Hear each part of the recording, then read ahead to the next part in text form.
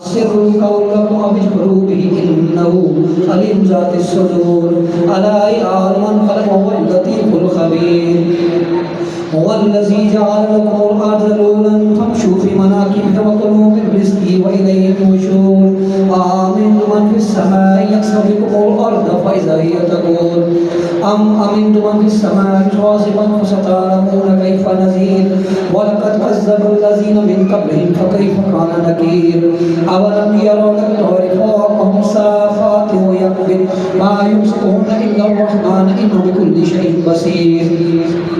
أمن هذا الذي وجند لكم ينصره من دون الرحمن إن الكافرون إلا في غرور أمن هذا الذي يرزق رزقا وظلت جبهته ونفرور أفمن يمشي مكبا على وجهه أهدى أمن يمشي سبيلا على صراط مستقيم